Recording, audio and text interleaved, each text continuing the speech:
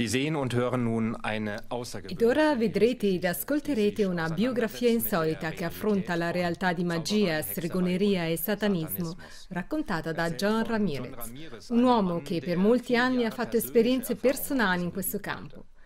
Qualsiasi cosa si pensi o si creda personalmente riguardo a queste cose, ci sembra comunque necessario anche qui un ascolto aperto e senza preconcetti.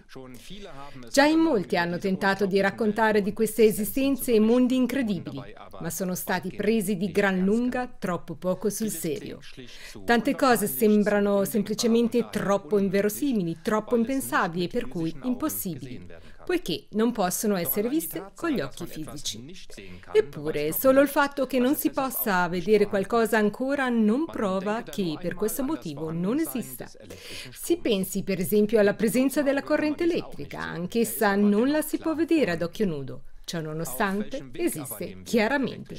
Ma allora in che modo la possiamo lo stesso avvertire? Molto semplicemente, attraverso il suo effetto e attraverso le forze scatenate. Lo stesso vale anche per le cose spirituali, anche queste si manifestano nonostante non si possano vedere ad occhio nudo, ma si percepiscono tuttavia attraverso forze ed effetti tangibili. Il video a seguito non è adatto a bambini, agli adulti invece auguriamo un'esperienza di approfondimento e possibilmente rischiarante.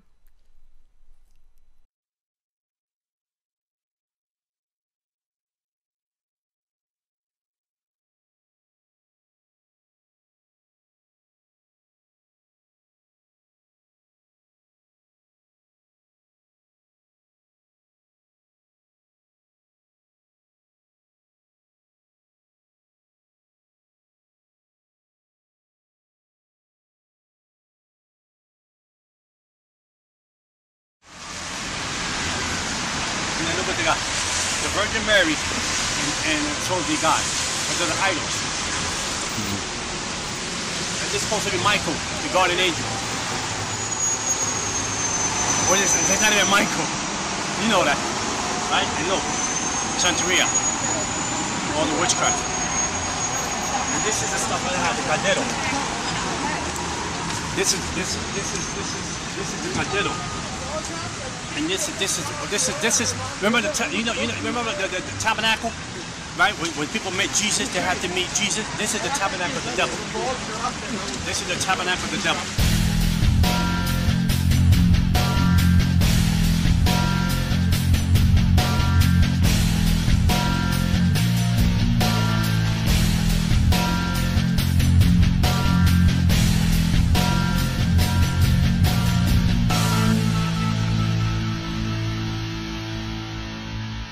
I grew up in a neighborhood that, first of all, the first killing that I experienced feet away from me when I went to go and get a gallon of milk was only 10 feet away from me. They shot the guy like 7 times. They shot him 7 times as a young boy.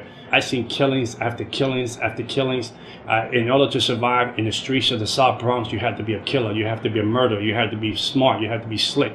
My father's side was all witches and warlocks. We lived on witchcraft. We had a contract direct with the devil himself. My father, I remember when I was younger, like 8, 9 years old, I would see him go into the room to worship the devil, and I could feel the presence of the devil come into that room. And my father would worship and speak in tongues, in demonic tongues, and worship and put flowers and put candles and put water. At 7 o'clock at night to 5 in the morning, I was really going to demonic church. I was going to witchcraft church. I was being trained to be a warlock. I was being trained with witches that were in the religion for 30 years, 40 years, 50 years. They was training me to learn how to speak to principalities, spirits in the ground, the devil himself. You couldn't speak to the devil right away. You had to earn your right to speak to the devil. And the first mass killing that they did in my neighborhood was in this house right here. The husband stabbed the lady 52 times and cut her ears off here. And then me and my brothers would hang out with their daughter, and we came to the house to walk them back home because we're hanging out with the daughters right here. And the daughters found their mother cut up to pieces here in this house. I was in a schoolyard playing with some friends in the schoolyard, and the pastor came, and they had this band came in, and they started singing songs, and people started to gather in the schoolyard, and it was an amazing atmosphere, you know, amazing joy in that school year. And I came from a broken home. This pastor's up on stage, and he's talking about some Bible story and some Bible book, and he's talking about how God loves everybody and all this other stuff. And for the first time, I'm getting kind of captivated. Wow, you know, maybe God does love me. Maybe God wants me. Maybe God wants my family. Maybe God wants to touch me and my family. Maybe he wants to change my family around. And I said, well, I can get some of that. I'm going to get some of that because it's coming my way. And this is and the first time ever I felt an incredible love that was undescribable. This pastor's coming off the stage and praying for people and touching people. So I said, now it's my turn. Now he's going to touch me. Now Jesus is going to accept me. Jesus is going to show me what love is about. And this pastor passed me by. Never touched me. Never laid his hands on me. He went down the line, and when he came up to me, he passed me by and touched the other person. And I said, well, Jesus don't love me either. My dad don't love me. Jesus don't love me. We come from a broken home. Jesus, he likes the fact that my mother gets beat up. He likes the fact that me and my brothers go to bed hungry. He likes the fact that, you know, there's no heat in my apartment. He likes the fact that when we go to school, we reject misfits in school. So this Jesus guy, he's just like my father. He's no difference. He's just like my dad. So I went home broken. I went home sad. I remember that a week later, a couple of weeks later, a week later, 2 weeks later, I was at a schoolyard, hanging out, playing with a friend of mine's, and I heard something fell and hit the ground, and it was a voodoo necklace. So I took the voodoo necklace. It had many colors. I took it, I put it on, and the necklace was my first contract with the devil. We went to a tarot card reading, and when I went to the tarot card reading, as a little boy, at 10 years old, we went in.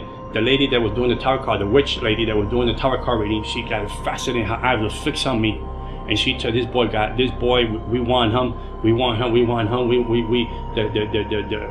The research, which is Santeria, want him. Spiritualism, which is spiritualism, espiritismo in Spanish. Santeria is they call it worship of the saint, but it's not worship of the saints, worship of demons. We want him, and if you don't give it to us, he's going to lose his eyesight in 30 days." So my mother was so desperate as a mother. My mother sold her furniture. My mother sold her bed. She sold her bedroom set to get $250 to do my first ceremony, because this lady put so much fear in us, so much fear in my mother, that my mother had to sleep in the floor because there was no bedroom for her to sleep into, because she didn't want me to lose my eyesight. So they initiated me to the dark side at the age of 10 years old.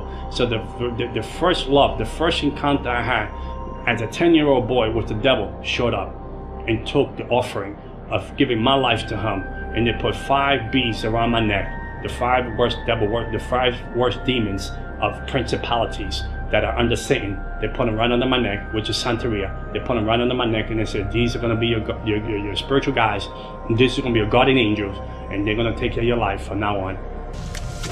This is the building, this corner building here. It used to be almost abandoned, this corner building here. It's in the book. That I used to go up and down. Me and my brother used to go to get the water in the pump. We got the pump right there. All the apartment was all empty. The apartments, all the apartment was abandoned. Over here, only me, my family, and 2 other families lived here. And my whole childhood was stolen. My whole childhood was worshiping the devil, going to demon church. I would go to demon church from 7 in the evening to 5 in the morning, being trained by witches and warlocks, colors, principle, rights. Who owns this region? Who's in this region? Who's running this principality? What principality name is this? I had how to channel powers. At the age of 13 years old, I was astral projecting my body. I would leave my body home and go to regions and go into the spirit realm and curse dark side, curse neighborhoods, put spirit of prostitution, spirit of drugs into the neighborhood, homosexual spirits here, demonic spirit here, spirit of murder, spirit of suicide. I know how to channel all those spirits into the neighborhood. At the age of 15, 16 years old, I was going into hospitals and putting death in ICU, death in one room, so this person couldn't die, because I wanted to be promoted with the devil, to move up that ranks, to be the biggest devil worshiper in New York City. The devil became my daddy. He replaced my dad because I prayed and I said, you killed my dad. At the age of 33 years old, my dad got shot in a nightclub in the face for a woman that wasn't even his, when he had to go up and home. And the devil took him out. The devil said, I replaced the old to keep the new. And the devil became my daddy. There was a club here, and my father died there at 33 years old. And we lived over there. And then when I was 11-year-old boy, there was a store right here in the corner. And the guy got shot right there in the street right there. Right next to the little corner here. The guy got killed there when I went to get the gallon of milk. and I moved up the ranks. From devil worshipping, I moved up the ranks. I moved up with principalities and demons to the point that I was able to sit with the devil like I'm sitting with you today, and the devil would manifest himself in human form. He or the presence would come into the room, and I would speak to the devil all night long, and he would give me assignments. I would go to 5 clubs or 5 lounges a night to look for people to recruit to the dark side. I would tell people their fortune. I would tell people their lives. I would tell people things that they did, things that was going to happen to them, that then they had no clue who I was. They didn't know who I was. I just had the demonic powers. I had a taste for blood. I would kill animals and drink the blood every week. If I didn't have money if I didn't have time to buy an animal, I would cut myself and drink my own blood. The ring of the people that I was with that was in this demonic world, doctors, lawyers, principals, judges, police officers, they were all into witchcraft. There was all, even singers today that are very well known. I would move principalities from that region to control demons on the ground to operate the church, to cut down the church, to cut down the growth of the church, to cut down the opportunity for people to get saved. I would be drunk. I'd come out of a club and I would have demon possessed, drunk. I would stand in the middle of the street and say to God, come down. You want some of this? You want me to slap you in your face? You want me to spit you in your face? You come and mess with me. I got married on Halloween. I had a demonic wedding on Halloween. I got married on Halloween. All the demons and principalities from different regions around the world came to my wedding. No human beings came to my wedding. They were afraid to come to my wedding. So I had I sent out invitations. No one showed up. So there were no wedding gifts. But demons came to my wedding and baptized my wedding. So my wife was a witch. I was a witch. And then my daughter was born, and I was training her to be a witch too. I remember the first time that I was going to sacrifice my first human being. The devil was sitting in the passenger side of my car when I parked. He said, "You love me?" I said, "Of course I love you, Daddy." He said, "There's a guy on the rooftop. He's going to try to take you and take your money or hurt you. You kill him if you love me." So when I went up there to the rooftop, I lived on the 12th floor. I remember that. And when I went up to the rooftop, I remember the part that he was hiding behind. He was hiding behind the stairway, and this guy was like 6'5". 250 pounds. I was half demon possessed. I felt the demon within me, and it wasn't even me anymore. So I was going to drag him into my apartment and stab him in the neck because I had a cardrone pot with weigh about 100 pounds plus, and I had like 9 machetes in it, and I had knives in it that I used to kill the roosters with. But when I went to grab this guy that I wanted to bring him to my apartment, he just went off my hands and just disappeared. He went down the story. I mean, this guy was like an Olympic athlete. He just gone, disappeared. And I couldn't grab him and kill him, so I was very disappointed that I couldn't kill my first human being. People go see over it. It's a demon right here.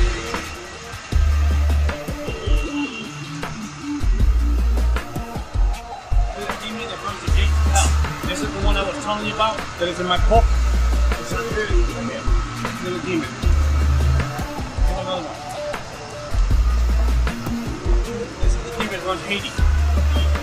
Principality over Haiti. When you over here, principality over Islam. And look at this. The people. The truth. Isn't that funny? The truth will set you free.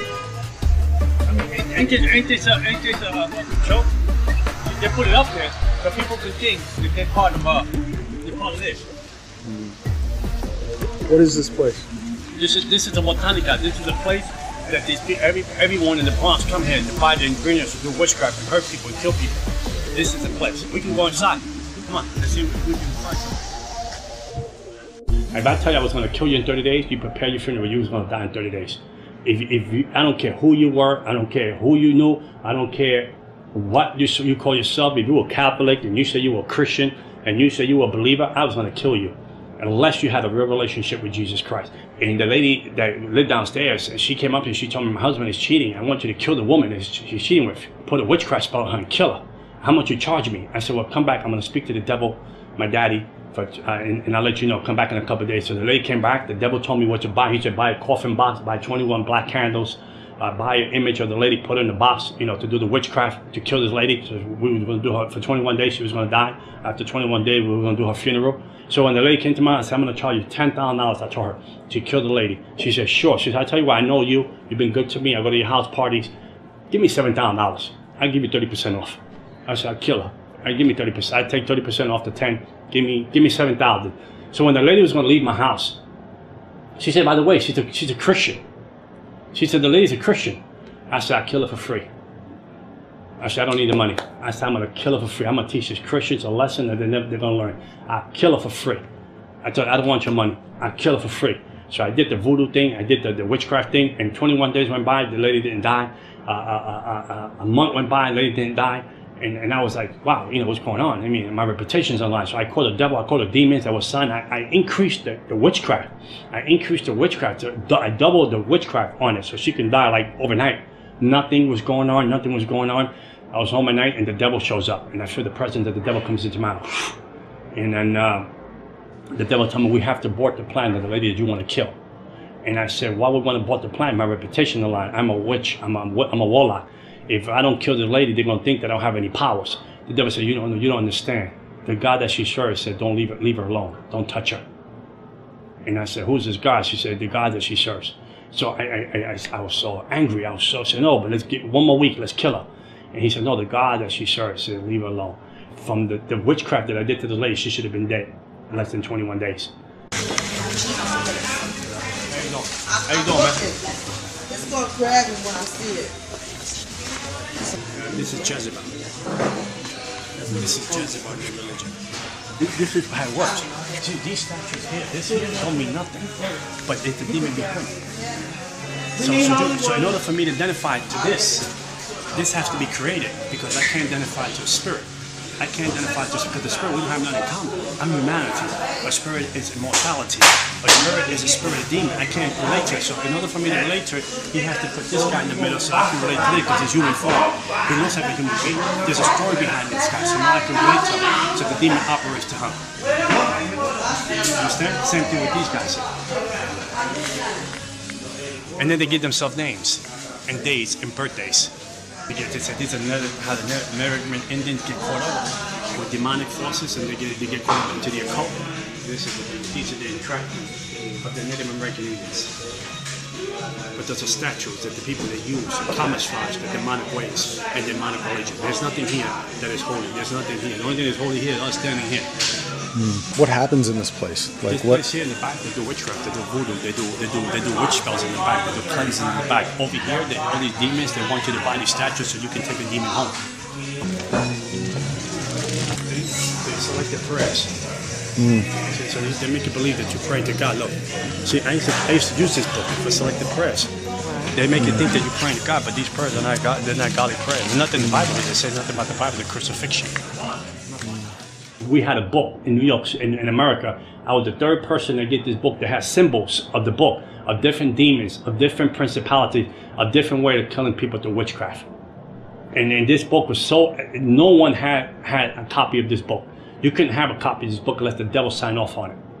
And I was the third person that received that book. And I would take symbols from that book and do witchcraft to people and put people make people lose their mind. I put witchcraft on people, make people get diseases out of nowhere. I put witchcraft on people, make people get leprosy. I put witchcraft on people, make people get cancer. I mean, I did witchcraft to people. I gave people miscarriages. I gave people abortions. I put people in hospital for surgeries that didn't even have to go surgeries. I did witchcraft so people can lose their minds. I put spirits of bipolar, schizophrenia. I put spirits of disease on people. I put suicide spirits on people. I'd be up all night long praying and talking to the devil. When Christians can't even go to church for 1 hour. When Christians can't even pray for 1 hour. The spirit realm is more real than the natural realm. And we fail to see that. And whatever is not covered with Jesus Christ is an easy target to bring down. Like the atheists, I can kill them easily. They were easy to kill. The Jehovah's Witnesses were easy to destroy. Moment later, it was easy to destroy. The people that will walk around and say we don't believe in the devil, they were easy to destroy because they will not seek any spiritual help. I remember one time that Nikki Cruz group came into my neighborhood, and it's called Truce. They will come and do drive-bys in my neighborhood. They will do like worship, and then they'll preach a word and go to another corner and do the same thing. And I came after this group to try to bring them down, this group. And they were young kids. They were like 18, 17, 16, 20. I mean, so I said, how dare they play this junk, this filthy music in my neighborhood, today we call worship. This filthy music in my neighborhood. I'm going to go after them. I'm going to destroy these kids. So when I went up to where they were at, there was a wall of fire around them. I couldn't penetrate and touch them. And there was something pushed me back. Every time I tried to throw demonic forces against them, there was something that would just push me back. and I was able to touch these kids. And I said, there was something here. It's not right. Something is not falling into place. So I walked away and I left them alone. I didn't want to deal with them. I said, okay, you know, they won this first round. So there's obviously spirits here watching us. Yeah, watching us. Yeah, of course they're watching us. Yeah, and so we're all protected. We're protected. Yeah, we're under the blood, brother. They're nothing like the blood of Jesus. Okay. Man, we're all protected, but they're nothing they can touch us. Because Job said, what we got a hedge of protection around us. Right. And we can walk into this place, we can chase demons out of here, we can curse this place to the ground in Jesus' name, and there's nothing that the devil can do. I mean, I had so much money, beautiful cars, beautiful woman. I had it all. I lived in the world that people, my neighborhood, they were terrified who I was. They said, if you mess with that guy, your family will die. If you mess with that guy, he don't need a gun, he'll kill your family in his sleep. My daddy was awesome. My daddy was, he knew, he gave me powers beyond I could imagine. He gave me powers that people had fear of me. The police had fear of me. The securities in my neighborhood had fear of me. People that knew that I was the devil's, they would call me the devil's son. I brought Christians to their knees, not to prayer, because they had no power. It wasn't because your God wasn't all powerful. Don't get me wrong. Because your God was all powerful, the vessel was weak. The vessel had no prayer life. The prayer had no fasting life, and they had no relationship with God. There was a form of godliness in the person, but no power. The person was weak. The person had nothing going. He had a Bible, he had the right suit on, she had the right dress on, but there was no connection with Jesus Christ. Because you was out of his will, you was out of his promises, and you was out of his divine purpose. And I had you, I own you, I had you as a slave. I broke you, I put witchcraft on you. I kept doing that to Christian after Christian after Christian, after families, after churches. I chased everything down that represented the cross of Jesus Christ.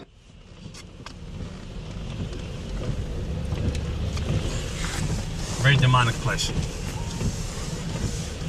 So that place has an effect on the whole neighborhood, you're saying? Oh yeah, of course. Oh, that just had this whole region on lockdown. That's the devil's throne. We just went into the devil's throne. That throne been there since the 80s. And then they go there, spend $100, $200 buying all these things, and then they broke. They're on welfare, public assistance, but they got money to buy all this junk. They think their life is going to get better. They think that their life is going to improve. They think that they're going to make progress in life. They think that they're going to break generational curses. They think they're going to break, vex spells, voodoo. They think they're going to break all that. And basically, God said, "I come. I do it for you for free. Just give your life to me, and I'll set you free." But they don't want that. That's too difficult for them. That's too complicated for them. But they can walk into a place like this and drop $200 to think that their life is going to be free, and they're going to live a life in abundance. I had contact with the principality that runs Haiti. His name is Candelo. I had contact with him. I had contact with demons in Miami. I had contact with demons in Africa. I had contact with demons here in New York City, principalities that run the crossroads of the world, here on 42nd Street. Okay, there's a different principality that run the crossroads of the world here on 42nd Street than the ones that try to run here in this neighborhood. I didn't have a conscience. I remember I did witchcraft to my brother and I put him in jail for 5 years. The witchcraft that I did to my own brother, my own flesh and blood. I did witchcraft to him and put him in jail for 5 years. My other brother, there was a warlock. He came into my house one time with an attitude, and the demon jumped on him. And he ran out the house. He couldn't hold the pain in his stomach. My mother can bear witness to that. I did so much ceremonies in my body. I did so much ceremonies in my body. The last ceremony I did was not only sell my soul to the devil. I did a ceremony that I had to swallow animal blood and gunpowder. It was called Sansi. Sansi is a ceremony of Haitian and French, that you do the ceremony with a demon. So when I go to people's houses and eat, they can't put witchcraft on the food. I did that kind. I did all the ceremonies you can do. I knew I would go to demon church. And every year, we will have a meeting, a secret meeting. All the high witches and warlocks will have this meeting to find out what principality we were going to usher out and bring in to run the region. We were more organized than the church itself. The kingdom of darkness was more organized than the Church of Jesus Christ. We knew how to do ceremonies. We knew how to do things before the year was over to prepare ourselves for the next year. When Christians couldn't go to church and pray for 1 hour. When Christians couldn't go to church and have a consistent relationship with God. I even took a sabbatical from witchcraft. And the devil punished me, took my eyesight for 1 year. I was completely blind for 1 year. Registered with the Commission of the Blind. I was completely blind. They was training me to use an eye-seeing dog. and it was training me to use one of these sticks that you walk the streets with. My mother took care of me for 1 year. My eyes went black, and a mist of gray went over my eyes. I was completely blind, and when I gave my life back to the devil, after 7 surgeries, the devil gave me back my eyesight, and I could see again. And that was my punishment for taking 1 year off. I wanted to take off. The devil said, "You want 1 year off? I'll give it to you." He took my eyesight. And that's the world I lived in. If you mess with the devil, he'll kill you, he'll kill your family. It was a fear that will grip you beyond measure, that you could not leave this religion. You could not leave Santeria, you could not leave Palamanyumbe, and you could not leave spiritualism. The doctors could not explain how I lost my eyesight. Meanwhile, Christians, and I was like, why Christians do bad, and Christians sometimes miss the mark, and the only thing that shows up in their house is grace and mercy. When you show up with the devil and you do something the devil don't like, he kills someone, he kill your family member. And I remember the devil warned this lady. She said, "You can't be with that person no more." And she didn't care because she was in love with the person. The devil, demon possessed a homeless guy in the street. He took a hammer, hit her 17 times over her head, and killed her. One day I was sitting home, and it was amazing. I came from a nightclub the night before. I was sitting home watching a show called Jerry Springer. I know, the crazy show. People beat each other up. I get joy out of that. I was getting joy out of that, laughing. For the first time I heard a voice said to me, "Son, I am coming soon. What are you going to do with your life?" An audible voice shot from across the room. And I thought it was the TV that was talking to me. And I said, no, it can't be the TV, because these people are beating each other up. These boys. I knew the voice of the devil. I would sit with the devil like I'm sitting with you today. And he would come into human form. He will come in the room. He'll come in sometime. The presence of him will come into the room. The atmosphere changes. And I know he would sit with me and he would talk into my conscience, and we would talk back and talk all night long. I knew that too. I knew it like you knew the back of your hand. I knew every demon, every principality that ran the region. Ran everything in America, everything in Canada, everything that ran. I knew every principality that ran, every occult, Wicca, New Age, Buddhism, Islam, Santeria, spiritualism. I knew every principality that ran. I had a contract with every principality with them. I had straight A marks for every principality, every demon on the ground. The devil, Jezebel. I had new demons that I can't even tell you the name because you won't know who they are. I knew them all by name. And this voice was very different than any other voice. When I heard that voice come out of nowhere, it came out of the air, the voice. And I went into shock. And then I saw a vision from the other side of the apartment that the sky was on fire and people underneath. I saw people running for cover, but there was no cover where to hide. And I said, why would I see that vision? So I shook it off. But I remember I went to sleep, and like a deep sleep. Like someone put anesthesia, and I went to sleep. I ended up in a train full of people. I couldn't believe that I was in a train full of people. And this train was going faster than you can ever imagine. I'd never been on something this fast on earth. And it went into hell. And Jesus Christ took me to hell. And when I got to hell, the doors opened. I mean, there was a slam in the doors. There was an unspeakable echo. The doors opened. And there was heat that came out of nowhere. That I felt like you were going to suffocate, the heat that came out. And I got out the train, and the people in the train, they had no faces. But you could see the fear on the people on the train. You could feel the fear, the impact of the fear, that they were going to a place that they were never going to return. And the place was packed. And then I tried, I said, I can't die here. I said, I can't die. This is not for me. I wasn't born to be in this place. And I was saying this to myself. I was not born to be here. So I tried to find like a tunnel in hell. And I was walking to the tunnel. I was trying to run to the tunnels in hell, try to find a door, maybe a window, maybe there was a gap somewhere that I can come out and come back to reality. But there was no gap. And I remember, as the more I went into the tunnels, the more the fear gripped me. The more the suffering. I heard suffering. Darkness drapes over you. This fear drapes over, like you're wearing a garment. This fear drapes over you. It's something you can't even control. You have no control over. It's something like it grabs you. That it don't even let you go. I couldn't see the hand in front of my face, but I hear the wailing. I hear wailing. Like, you ever hear like a kid wail and an animal wail at the same time? Like, it's like that kind of wailing. It's undescribable. And it was a heat and a smell that was like if you was like in the sewers of the gutters of New York City. But I mean, but crazier than that. And then as I came to a part of the tunnel, the devil showed up. He said, I was your daddy. He spoke to me in the amount of time. I was your daddy. I gave you everything you needed. I took care of you. I blessed you. I protected you. I killed people for you. I did everything. I gave you powers. I gave you a name. in the kingdom of darkness. I gave you a name. When people came against you, I destroyed them, because I knew that you were going to be the vessel that I was going to use to move my kingdom on the earth.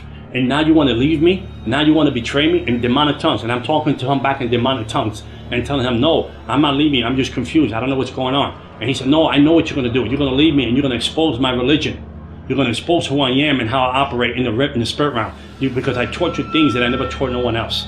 I showed you things. I trusted you with the things that I needed you to know, so you can further my kingdom. Because I wanted to use you in a greater measure way. And the confused, he went to grab me. As he went to grab me to destroy me, the cross of Jesus Christ appeared in hell. I didn't understand how a 3-foot cross appeared in hell when I was wearing the blue shorts and a t-shirt. And I put it on him. And when I put it on him, the devil melted like he was an infant. Like an infant, he melted and fell on the floor, like no powers. So I took that opportunity. I ran deeper into the gates. I ran deeper into the tunnels of hell, hoping that there was a door. My hope was it was a hope and a hope at all. There was no place to say, I'm coming out of here. This is it. This is the end. I had a fear that gripped me that I was indescribable. I never felt a fear like that. I never felt a despair. It was the opposite of what heaven is. It was opposite of joy. It was opposite of gladness. It was opposite of peace. It was opposite of light from darkness. It was a place of torment, a place of, if I'm here, my family don't know I'm here. My daughter don't know I'm here. How would they find me? How would they look for me? So as I went deep into the tunnel of hell, hoping that there was a door, a window, a crack somewhere that I can get out, the devil showed up against, and now we'll destroy you. So what I did was, I told him in the demonic language, I got these marks. These are my contract to protect me, to destroy you. He said, fool, I gave you those marks. Those are my marks that I own you. I own you. No one owns you. I do. And you're going to live for me or you die. And when he went to grab me the second time around, I said, it's finished. I said, this is it. He went to grab me the second time around. The cross of Jesus Christ appeared in hell. There's no greater love than the cross that will comfort a sinner like me in hell. So when David said, if I make my bed in hell, he knows I'm there. Grace and mercy showed up in hell. Grace and mercy knew my address. Grace and mercy have a plan for my life.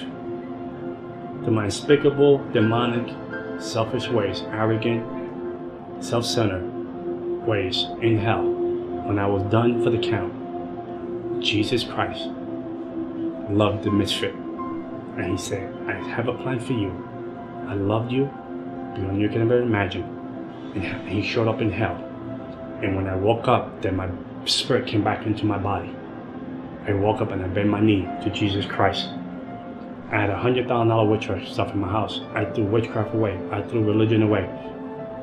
I threw everything that had to do with darkness away. The people from Haiti, the people from Cuba, the people from Miami and New York said we have to kill him because he knows too much. We have to destroy him. We have to kill him because he knows too much. He's not one of us anymore. And they came for the kill. They did their best. They came for the kill. I would sleep during the day. Towards day at night when the demons show up and tormented me for 30 days. They tormented me for 30 days. They would grab me by my throat, pick me off my bed. The room would go cold. I would lay in my bed. I felt another person lay next to me, ice cold, another person. I would look like this and I can feel the presence of that. It was the devil himself right in my bed. For 30 days, on and off, tormenting, torture, trying to steal my mind, trying to rip my soul out of my body, trying to rip my spirit out of my body. I would tremble at night, like never trembled before, 30 days, and I would cry out. I didn't know how to pray. I said, Jesus, Jesus, Jesus. Didn't know how to pray. I said, maybe I pray like my sister prays. I heard her in church, she prayed this way. I heard that person pray this way. I would bring all these prayers together to try to put them together like a puzzle, to try to fight for my life. And one day I was in church worshiping, and I would ask the Lord, why you let this happen to me? And one day I heard the voice of God again. He said, I wanted to see how much you love me. And he said, I wanted to see how much you trust me. And ever again, I was tormented by the devil. And I became an evangelist. for Jesus Christ. 14 years serving the Lord, and I will never trade it for nothing in the world. And I know that somewhere in Hallelujah Boulevard, there is a mansion for John Ramirez. And one day it says, welcome home, well done, faithful servant. And I tell you, there's nothing. And I'm not talking about Christianity, I'm talking about relationship with Jesus Christ. He is my Lord and Savior. He is my beginning and end. No weapon formed against me will ever prosper. I died when Jesus said I go home. Not because of a witch, not because of a person, not because of heck, voodoo, vex, incantation, none of that can separate me from the love of God. $100,000 of witchcraft, selling my soul, marks here, marks here, marks here. But the biggest mark is here, is the love that I have for the cross. And nothing like the cross of Jesus Christ. And I tell you this, and I end with this. I was cursed, I became blessed, because the one that was blessed became cursed for me. And I switched daddies. And my daddy sits in the universe. And he loves me beyond I could imagine. And that love now I can give to my daughter. And my daughter today, she's a born-again Christian, graduate from college, psychology major. And I know that God's going to use her in a greater way. Because the baton that I have, I will pass to her, the right baton this time. And I know she'll do a greater exploit than her daddy. And before I leave the earth, people will know that John Ramirez was here because he served Almighty God. Amen.